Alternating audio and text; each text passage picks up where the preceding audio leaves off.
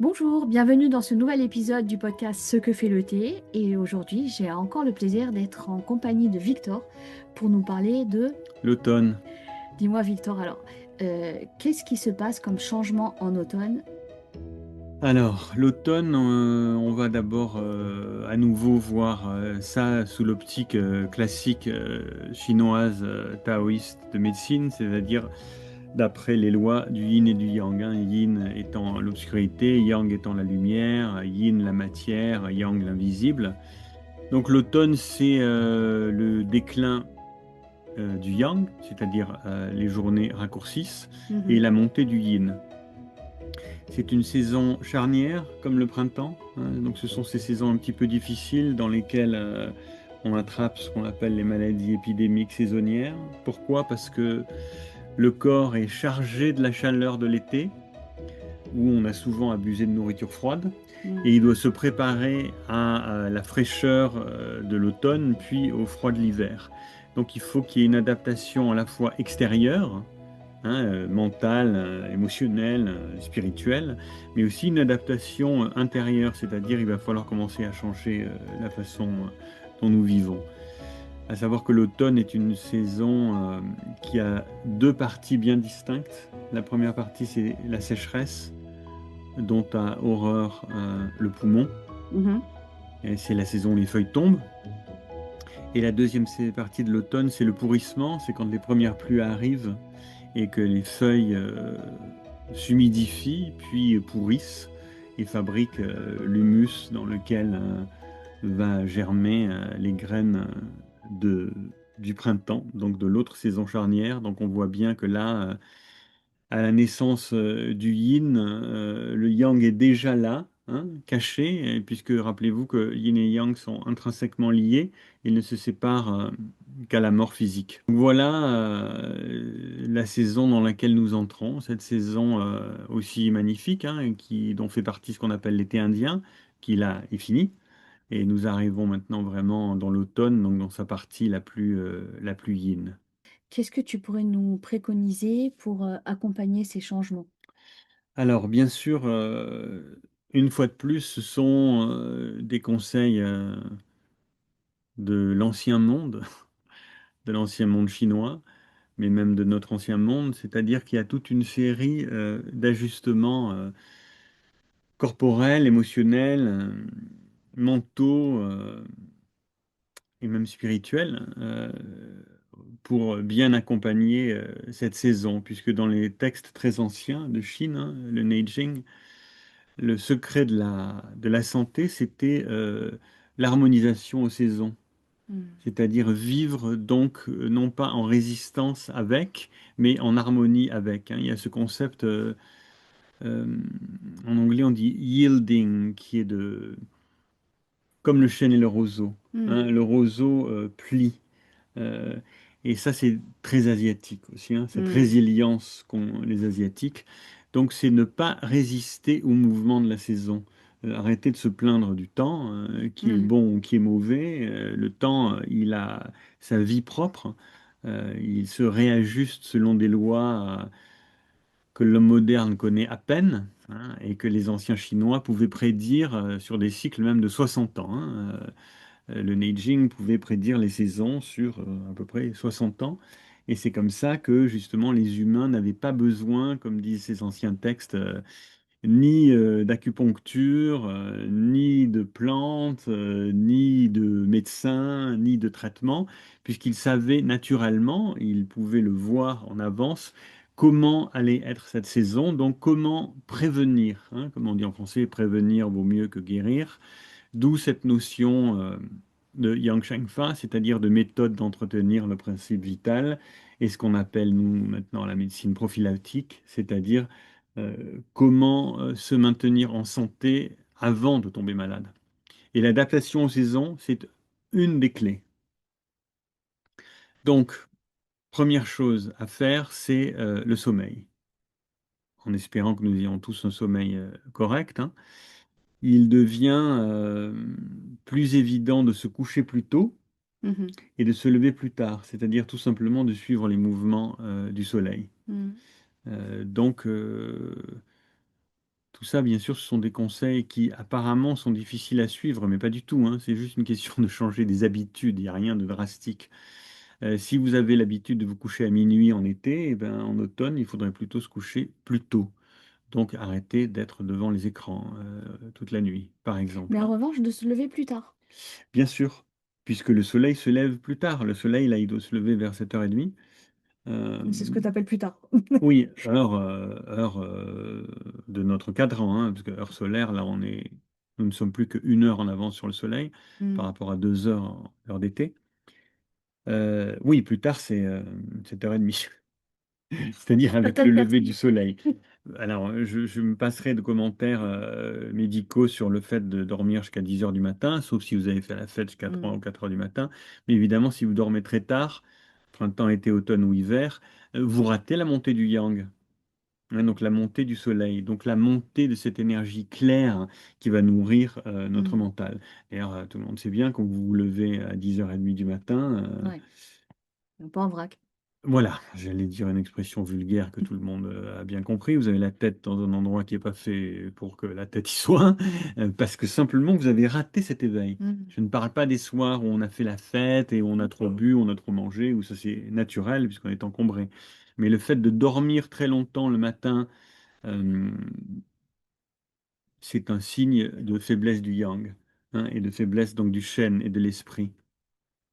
Donc, on doit augmenter sa durée de sommeil. On doit aussi changer, si c'est possible, sa façon d'alterner le travail et le repos. Mhm. Et l'amusement, parce que le repos, c'est donc l'amusement, c'est-à-dire que ce n'est plus vraiment la saison de faire des apéros dehors jusqu'à 9 heures du soir, puisqu'il fait frais et puisque c'est l'heure de se coucher.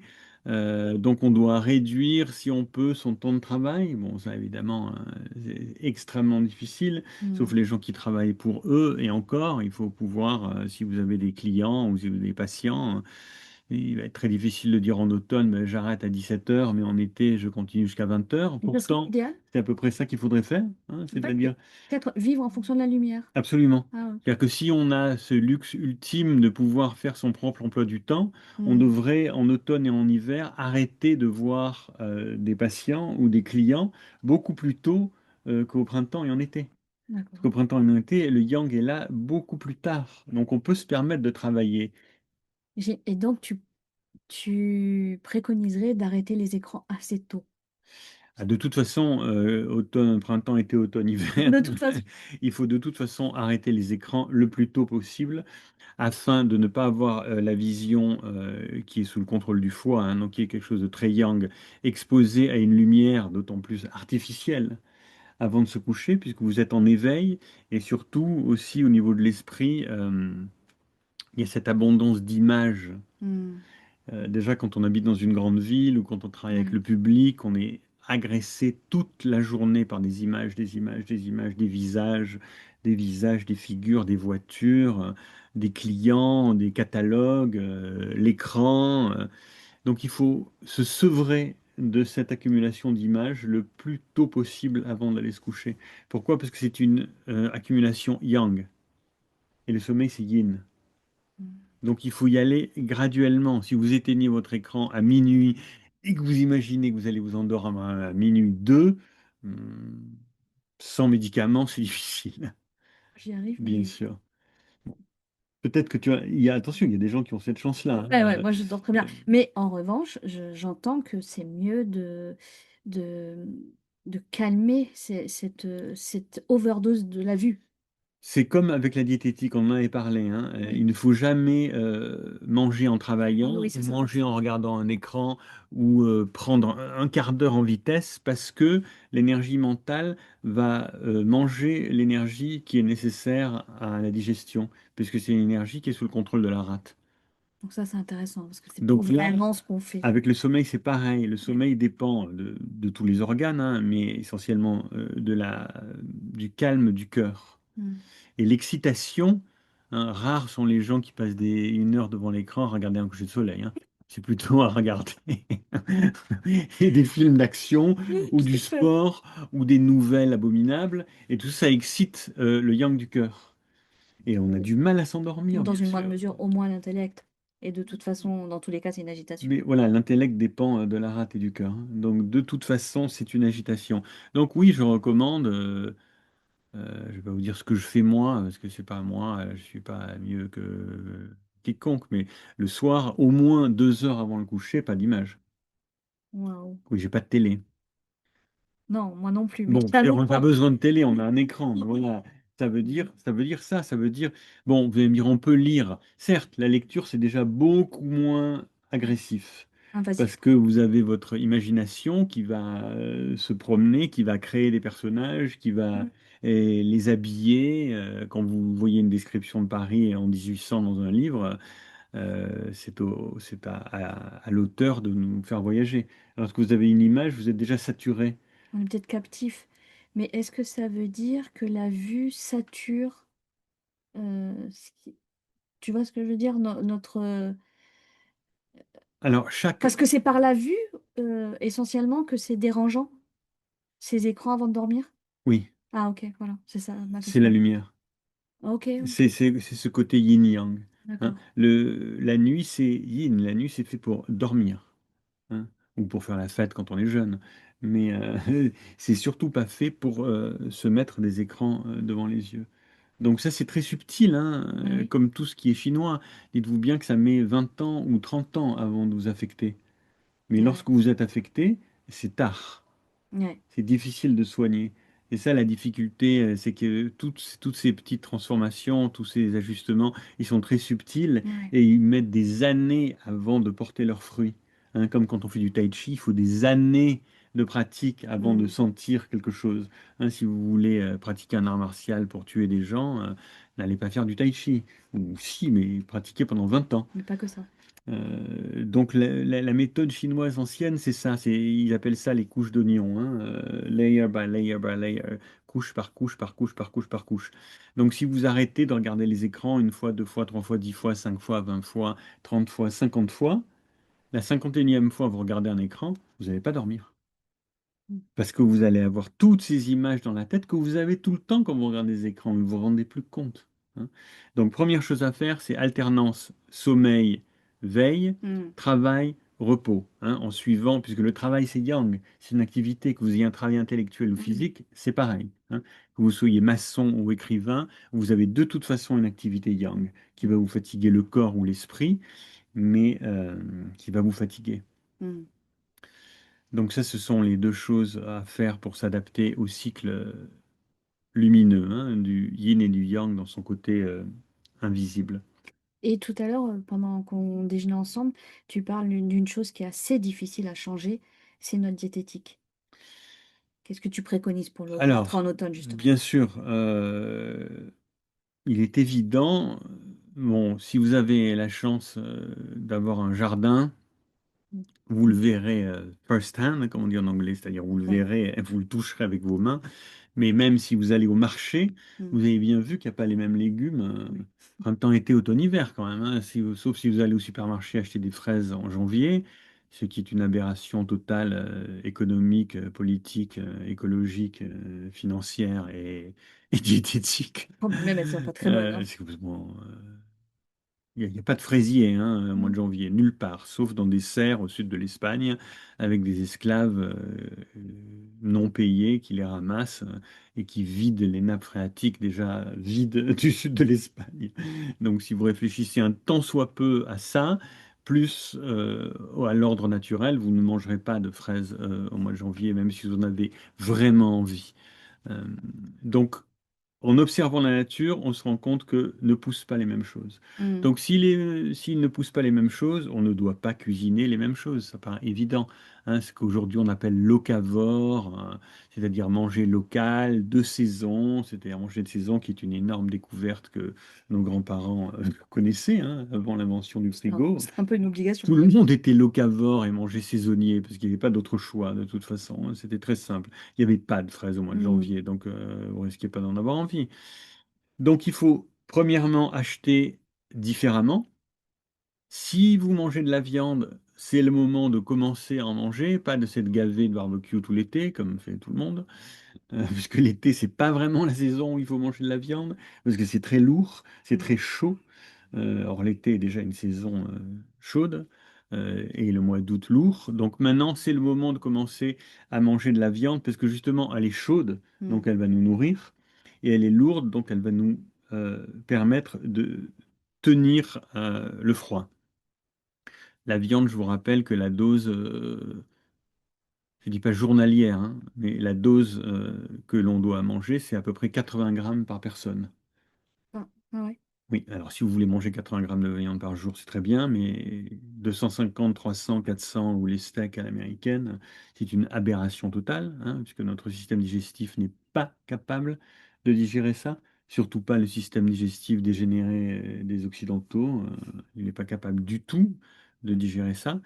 Donc, on va manger de saison, c'est-à-dire on va manger, ben maintenant, il commence à y avoir des racines. Mm. Alors, les racines, évidemment, c'est quelque chose qui pousse sous terre, c'est quelque chose qui est très nourrissant, Mhm. hein. C'est quelque chose de terrien, et je vous rappelle que le système digestif, c'est le centre, c'est la terre. C'est ce que représente aussi l'automne dans un autre système des 5 saisons. Les intersaisons sont toutes reliées au centre. Donc le centre, c'est le système digestif, donc c'est ce qui se traite par la diététique. Donc on peut augmenter notre nourriture carnée, on peut diminuer notre consommation de choses crues, Mhm. sauf si vous êtes crudivore vegan. Dans ce Oui. cas-là, Sauf là, continuez à vous rendre malade, c'est pas grave.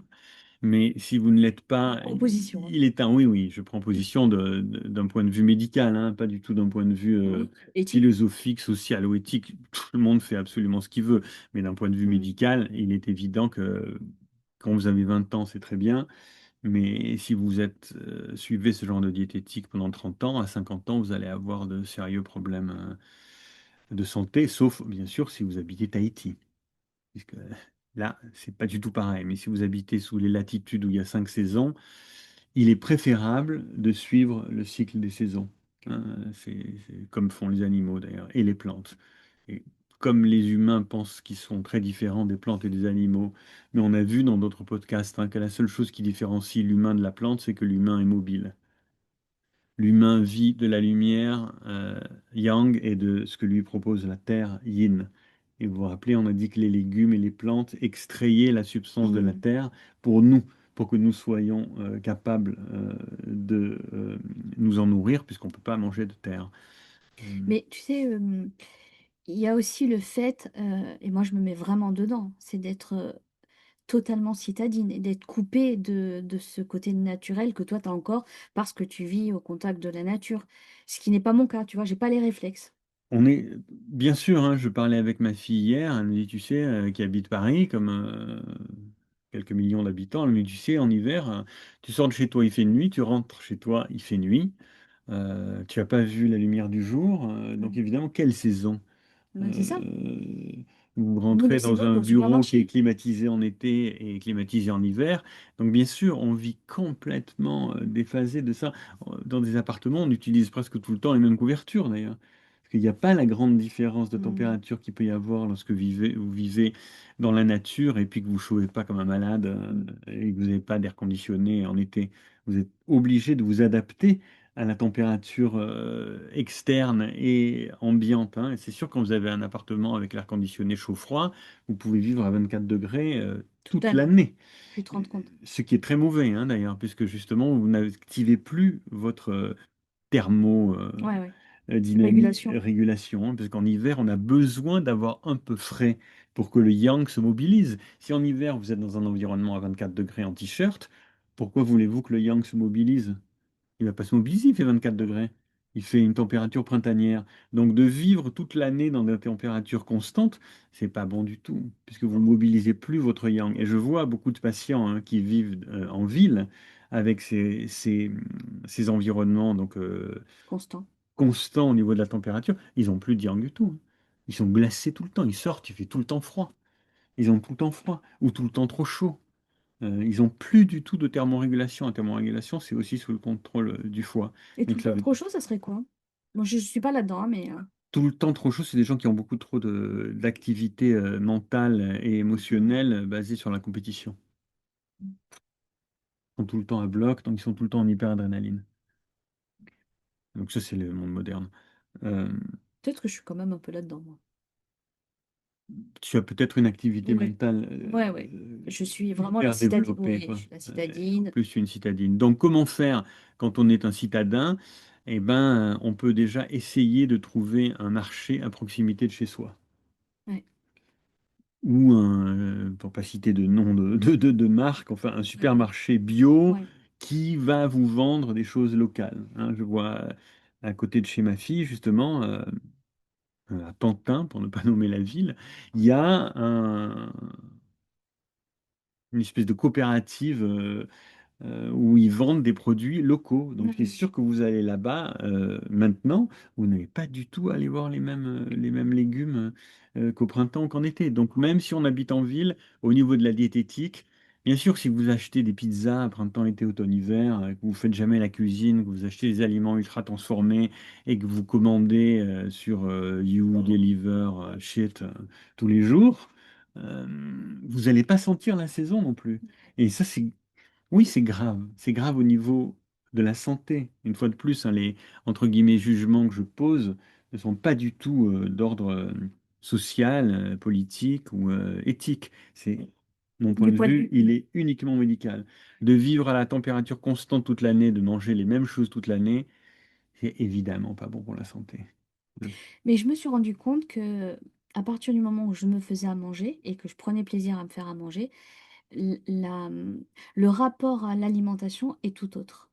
Tu vois, je vais beaucoup plus aller chercher ce qu'il faut comme il faut, et je vais évidemment beaucoup moins apprécier ce qui s'achète déjà tout préparé, ne serait-ce qu'au restaurant, mais quand bien même ça c'est bon au goût. Bien sûr, Je puisque vais plus faire tu attention. reprends une certaine maîtrise Ouais. de ta propre nourriture, hein. Je voyais quelqu'un hier qui est maçon, un jeune homme, qui me dit, je sens qu'il faut que je change ma diététique, qu'est-ce que je dois faire le matin? Il dit, écoute, plutôt que d'acheter des granolas, même bio, avec 2000 trucs dedans et qui coûtent très cher, achète une céréale de base et puis essaye des produits. Essaye des abricots secs, essaye des figues sèches, essaye des pruneaux, essaye des amandes, essaye des noix, essaye des goji berries, essaye des cerises C'est séchées. tellement déjà tout Voilà. fait que c'est vrai qu'on perd Mais bien cet sûr. essai de soi-même. Et il me dit, ouais, moi, j'ai pas le temps parce que le matin, je me lève, je vais vite travailler. Mais dans ces cas-là, vous le faites le soir.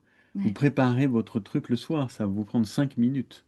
Mais là, ce que tu dis, pour toi, c'est simple parce que c'est acquis. Mais pour nous qui avons laissé petit à petit la mainmise de tout ce qui est en vente au supermarché, Je sais. pour s'en défaire, Je sais. c'est très compliqué. On a parlé, hein, lors d'un podcast précédent, il est plus difficile de changer ses habitudes alimentaires que ses préférences sexuelles. C'est un Je peu, vous assure. c'est un peu énorme. Parce que non, parce que Mais tu fais. la diététique, c'est vraiment le vital, Ouais, ouais. hein. La sexualité, c'est pas vraiment vital. Euh, Tandis que la nourriture, bon, 40 jours sans manger, c'est maximum. 40 jours sans sexe, c'est faisable, hein. Mais c'est pour ça que je pense que reprendre la main, moi je suis gourmande et gourmet, tu vois, mais reprendre la main sur refaire à manger, c'est ce qui m'aide à revenir un peu dans l'axe de ce qui serait bon pour ma santé. Tout à fait. D'abord, c'est bon pour ta santé, et puis, bon, ça peut être un geste qui devient presque un geste politique ou social, hein. Ouais. Je n'achète plus les produits de cette grande firme. Je n'achète plus les produits qui sont cultivés dans un pays où les gens sont très mal payés et où c'est parti dans des bateaux avec des gens qui commencent à gagner de l'argent une fois, deux fois, trois fois, quatre fois, cinq fois, jusqu'à ce que moi, je mange un truc très mauvais et que j'ai payé un prix pour cinq intermédiaires. Sans même ces considérations, je pense que tout ça, ça se sent au goût, hein. Ah, ça, c'est. Hein, c'est N'en évident. parlons pas, hein. Voilà. Parce qu'après, il y a ce concept de nourriture vivante, hein, dont Ouais. on a déjà parlé. Toute la nourriture que vous achetez qui est transformée est morte. Il n'y a plus d'énergie, il n'y a plus de vitamines, il n'y a plus de chi. Il y a 250 personnes qui ont travaillé et qui ont mis leur énergie là-dedans pour vous faire une barquette de lasagne. Donc c'est ça que vous mangez en fait. Vous mangez pas une barquette de la lasagne. Vous mangez l'industrie qui est derrière la barquette de la lasagne. Et dont, bien sûr, le but n'est absolument pas de vous mettre en bonne santé, ni même de vous faire plaisir, d'ailleurs, mais juste de gagner de l'argent.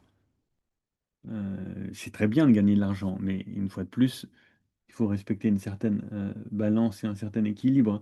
Il y avait un temps où le restaurateur se faisait un plaisir et un devoir de donner de la bonne nourriture, pas de la nourriture chère, de la bonne nourriture à ses clients, qui n'est pas forcément de la nourriture chère ni de la nourriture compliquée. Aujourd'hui, on rentre dans un système où le restaurateur va acheter des produits tout faits, donc déjà morts, les réchauffe et essaye de faire la marge la plus grande possible. C'est Bien vrai. sûr, tu vas pas manger au restaurant quand c'est comme ça. Parce que tu sais très bien que tu ne manges plus la fierté du restaurateur. Mais tu manges le compte en banque des D'ailleurs, intermédiaires. quand il y a des personnes qui essayent de revenir à ça, ça s'en ressent tout de suite, hein. Bien sûr que ça se ressent tout de suite. Et tu sais, moi je dis toujours, on mange le cuisinier, hein. Mm. Quand tu fais la cuisine avec amour pour ta famille, il y a plein de films là-dessus, hein. Plein de films là-dessus, sur la personne qui fait la cuisine et comme c'est important et qu'est-ce qu'elle donne et qu'est-ce qu'elle transmet. Donc quand tu te fais la cuisine pour toi, si tu es seul, tu te nourris, tu t'occupes de toi, C'est ça. tu te respectes, tu fais tes choix, tu retrouves ton pouvoir.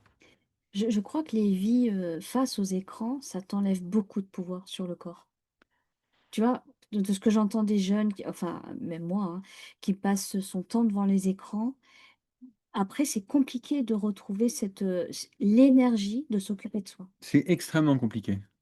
C'est extrêmement compliqué parce que s'occuper de soi, qui paraît être la chose la plus naturelle possible, ça devient comme un travail. Oui, Donc il faut une discipline. ouais. Et cette discipline, quand je parle à des gens de changer leur diététique, c'est ça qui est le plus dur. C'est cette discipline, non seulement d'essayer, mais de s'y tenir jusqu'à ce que ça ne soit plus une discipline. C'est-à-dire jusqu'à ce que ce soit naturel. Mais pour ça, il faut un petit moment. Oui, c'est pas en 3 jours, hein, ni en 3 semaines. Il faut peut-être 3 mois, peut-être un peu plus, ce qui ne nous empêche pas d'ailleurs de faire une connerie de temps en temps. Donc c'est marrant. En fait, notre rapport à l'alimentation, on peut considérer aussi que c'est une pratique pour qu'elle nous soit bénéfique. Écoute, moi j'ai un grand motto hein, en anglais, c'est Food is love. Donc la façon dont tu te nourris, c'est la façon dont tu t'aimes. Mais La moi, façon dont tu nourris ta famille, c'est la façon dont tu aimes ta famille. c'est parce que moi, jeune, je mangeais beaucoup de bonbons. Et ça, c'est le 20 ans, tu vois ce que je veux dire? Et puis, bon, sucre. Oui. évidemment, sans dommage, mais sans dommage sur le moment. Sur le moment, oui, Sur le moment. bien sûr, parce que ça a abîmé ta rate, Ouais. évident. C'est évident.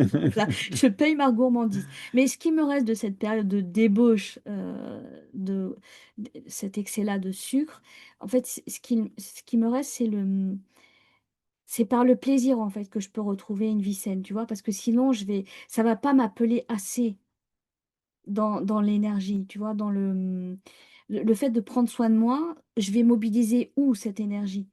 Et donc, c'est par le plaisir que j'ai à manger ce que je me prépare, qui est incomparable d'ailleurs. Le plaisir, c'est une notion clé, hein, pas Mmh. que dans la nourriture, hein, dans la vie en général, bien sûr, mais il faut prendre du plaisir à aller au marché, Ouais, il faut prendre du plaisir à choisir ses produits, il faut prendre du plaisir à les cuisiner et à les manger. Et si vous faites à manger pour votre partenaire ou votre famille, allez voir manger. Comme nos grands-mères avant, hein, qui faisaient à manger et qui prenaient tellement de c'est plaisir à vrai, faire à manger pour nous. c'est vrai. C'est pour nous qu'elles faisaient à manger, hein. Et donc cette notion-là, moi je l'ai eue avec ma grand-mère, hein, que je voyais faire à manger. Le matin, on allait au marché, rue de la Buffa, hein, là, pas À loin, côté. Mmh. à la Cité, qui n'existe plus. Euh, et elle choisissait ses produits, et qu'est-ce qu'elle allait faire à midi. Elle passait la matinée à faire à manger, et à midi, on était toujours entre 6 et 10 personnes. Et c'était le plaisir de ma grand-mère, ça, de nous faire à manger. Ouais. Parce que l'après-midi, elle était toute seule, le soir, elle se retrouvait avec Il y son avait cette mari. Et puis fonction de la voilà. grand-mère, que Oui, moi aussi j'ai connue. bah, les Asiatiques, c'est comme ça, hein, mais pas que les Asiatiques, Mmh. c'était comme ça avant. Côté espagnol aussi, Bien sûr. Bah oui, j'ai eu tout à des fait. grand-mères Ouais, gourmets, oui, tout à fait. Très important. Donc, puisqu'on parlait du sucre, je vous tiens à vous signaler aussi que là, la saison de l'automne, donc qui est la saison liée à la rate, c'est la saison où la rate va avoir besoin de sucre, hein.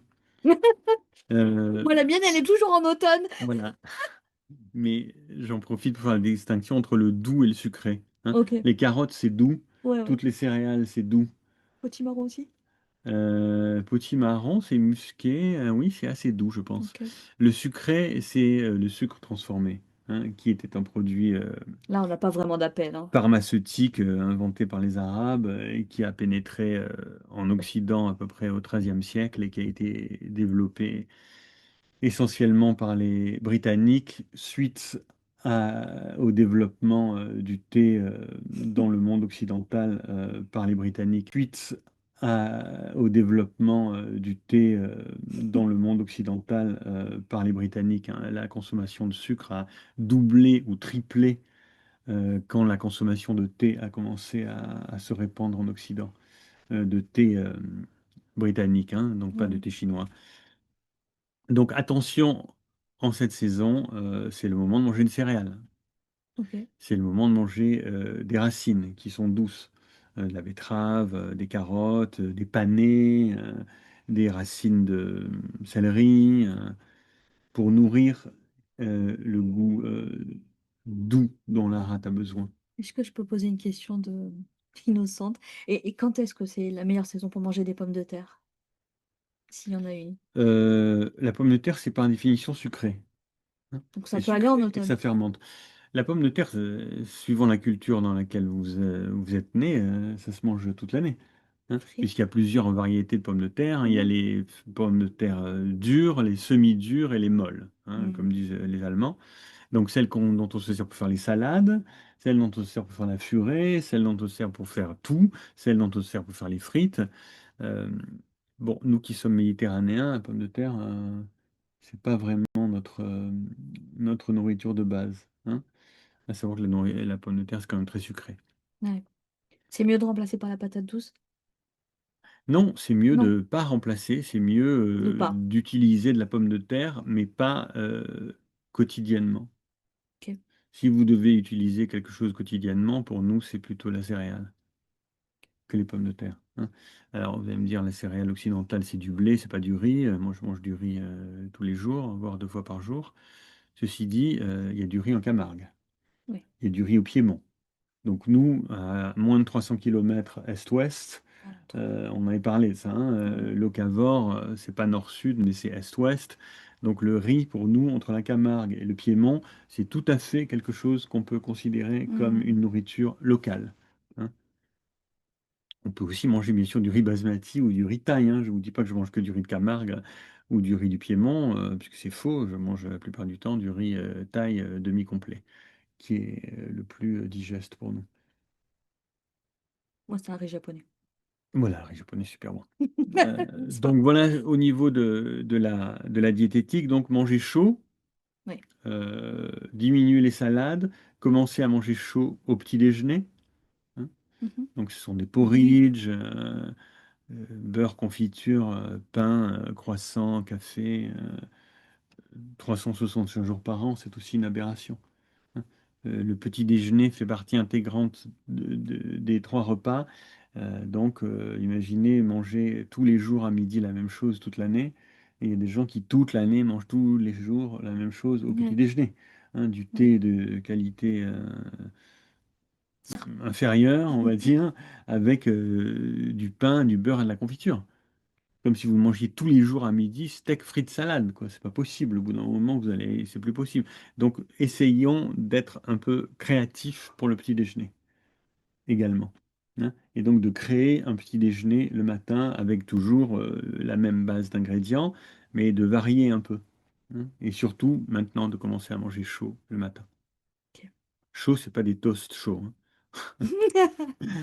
Ça, c'est pas chaud. Ensuite, bien sûr, un tout petit mot, bref, sur les habitudes de la sexualité aussi. Ouais, ouais. Surtout pour nous, les hommes. Je vous rappelle que les saisons sont aussi les saisons de la vie, hein, que l'automne, c'est bah, à peu près là où on est, tous les deux, hein. Donc c'est une saison où le yang diminue, le yin monte. Donc surtout pour les hommes qui rentrent à l'automne de leur vie, je vous laisse le plaisir de décider à quel âge c'est l'automne, hein. Si vous voulez que ce soit 90 ans, pourquoi pas. Sachant que l'homme est fait pour vivre 120 ans, mais bon, on n'y est pas encore arrivé. Donc, à l'automne de la vie, il faut commencer à appliquer au niveau de notre vie sexuelle les mêmes principes que ce que j'ai dit au Mm. niveau de l'alternance du travail et du repos et du jour et de la nuit. C'est-à-dire qu'il faut diminuer, non pas forcément notre activité sexuelle, mais plutôt notre fréquence d'éjaculation. Et surtout en rapport avec la Lune. C'est vraiment le moment de commencer à réfléchir à ça. Pour les gens qui sont beaucoup plus jeunes, c'est pas trop la peine de se faire du souci. Quand on a entre 20 et 40 ans et qu'on est normalement constitué, je veux dire, au niveau de ses réserves d'énergie vitale, hein, il n'y a pas de souci à se faire, hein. Si vous avez déjà des problèmes entre 20 et 40 ans à ce niveau-là, c'est qu'il y a un problème d'énergie vitale qui est déjà Mm. présent. Donc il est temps de s'y atteler, parce que quand vous serez à l'automne de votre vie, sans Viagra, il n'y aura plus de vie. Donc, il faut aussi bien regarder ce genre de choses-là. Donc, automne, comme à l'automne de la vie, comme à l'automne de la saison, il est temps de changer aussi certaines pratiques. C'est presque une période de pré-jachère. Oui, Vraiment bien de laisser sûr. reposer, de laisser reposer Ben, là, l'organisme. là, c'est la fin de la récolte, là, Mm. déjà, hein. Là, on récolte plus grand-chose, quoi. Donc, on finit d'accumuler. Et oui, on se On se prépare à repose. l'hiver, qui est une saison de repos, puisque c'est là que la vie va germer, hein. Donc, regardez dans le signe du Tao, du Yin-Yang, au centre du noir, donc de l'hiver, se trouve déjà la lumière blanche. De même que maintenant, dans la fermentation qui commence avec les feuilles sèches qui commencent à pourrir, cette fermentation est à la base de la germination du printemps. Vive la fermentation, hein. Oui, Hein, on adore la oui. fermentation. Et donc, pour terminer, Et pour terminer, bien sûr, qu'est-ce qu'on va boire comme thé à l'automne? dis donc, que va-t-on boire? Voilà, que va-t-on boire puisqu'il est temps de ranger les thés verts, qui soient Il faut se d'origine, régaler cet été, hein. oui, qui soient d'origine Régalez bien. vietnamienne, chinoise ou japonaise, et qui sont des thés où vous avez bien senti aussi, même au niveau du goût. Bon, le thé chinois dure plus en bouche et on peut faire plus de- Infusion. d'infusion, mais le thé japonais, c'est un thé qui va exploser dans notre bouche. Mm. À la troisième théière, il n'y a plus rien. Oh, Comme ça dépend. cette énergie, Oui, en général. disons qu'il n'y a plus rien, c'est En beaucoup moins général. fort, hein. Ouais. Il y a les deux, trois premières théières de Gyokuro. Mhm. Après, tu es un peu déçu, quoi, surtout pour... Est-ce qu'on continue à boire après les 3 tasses? Oui, Ah oui? ben, ça a plus trop de goût, quoi. C'est de l'eau D'accord. parfumée. Alors que les thés verts chinois, à propos, le thé japonais que tu nous as donné, vert de l'année dernière, se Mm. comporte presque comme un thé chinois. Eh oui. C'est intéressant de voir que ce thé vert frais, conservé donc chez Sabine dans de bonnes conditions, acquiert des qualités différentes du thé vert japonais. Mm. On peut faire plus d'infusions. Pour ça, je les fais pas. Il est moins fruité, moins yang, hein. Donc voilà, vous voyez à nouveau ce processus yin, donc de stockage. Dans ce cas-là, c'est pas de fermentation, hein, c'est une légère oxydation, euh, se ressent tout de suite au goût. Mm. Le goût est beaucoup moins fort, mais dure plus longtemps, hein. Donc, dans l'été, pareil. Fini l'été qui nous explose en bouche et qu'on doit jeter au bout de trois L'explosion, ouais. tasses, Mm. puisqu'on est dans un mouvement Donc, qu'est-ce que tu dirais, selon justement l'angle de la médecine chinoise, qu'est-ce qu'on, qu'est-ce Eh qu'il ben, est bon de il boire? est temps de passer au thé fermenté, semi-fermenté, bien Mm. sûr, hein. Donc, au thé de nature Liu plus, bao et chou. voilà, de thé de nature plus yin, hein, plus contracté, puisque le yin, c'est ça, le yang, c'est l'expansion. Donc là, l'expansion sont les thés verts, hein, dont on mange les premières pousses, frais, à peine oxydés. Là, on rentre en automne, voire en hiver. C'est le temps de boire des thés qui sont plus longs en bouche. Processus long de Voilà, fabrication, exactement, couleur plus foncée exactement, et multiples infusions, beaucoup de exactement. chaleur. Ça, c'est yin, hein, pareil, ça dure plus Mm. longtemps, plus de chaleur, 100 degrés, 95 Ah oui. degrés, on n'est plus dans les 65, les 70, parce qu'il faut cette chaleur forte pour lutter contre le froid. Donc, lorsque vous commencez à penser vraiment au yin-yang et à regarder les qualités du yin et du yang, vous voyez que euh, comment dire, tout devient évident, hein. C'est juste une lecture qui s'impose à nous.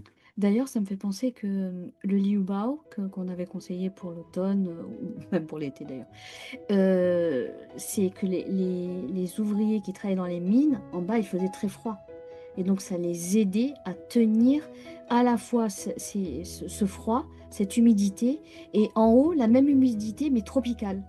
C'est une chaleur extrême, étouffante. Et donc, le liu bao, c'est un peu le thé tout-terrain. Mais le liu bas, oui, on en avait parlé, c'est Ouais, un thé qui a vraiment cette particularité à la fois de tonifier et de faire circuler, ouais. alors que le pu'er va surtout faire circuler. Mm, Le liu bao a vraiment une qualité de tonique, mais d'ailleurs il a un goût de terre, hein, et ouais. une couleur de terre. Mm, Donc ça, je vous rappelle, c'est la couleur du système digestif. Et oui, le liu bao, c'est pour ça qu'il le donnait aux mineurs. C'est un thé qui va vous renforcer et pas juste faire circuler. De boire trop de sheng pu'er, ça fait trop circuler. je sais, tu dis aussi. Oui, Bon. Mais le liu bao, pour moi, c'est ce que j'appelle un thé très confortable. oui, Hein, tu vois, qui va pas agiter. non, absolument pas. C'est un peu un thé cosy, un thé feu de cheminée. C'est Ça irait, ça? comfort tea, oui, comme diraient les Britanniques. Est-ce qu'on a couvert un peu toutes les préconisations qu'on pourrait dire de Oui, l'automne? oui, voilà, l'automne, c'est préparez-vous pour l'hiver. Merci beaucoup. J'ai vraiment apprécié, Merci comme d'habitude, Sabine. cette conversation avec toi. Et à la prochaine. À bientôt. À bientôt, Au Victor. revoir.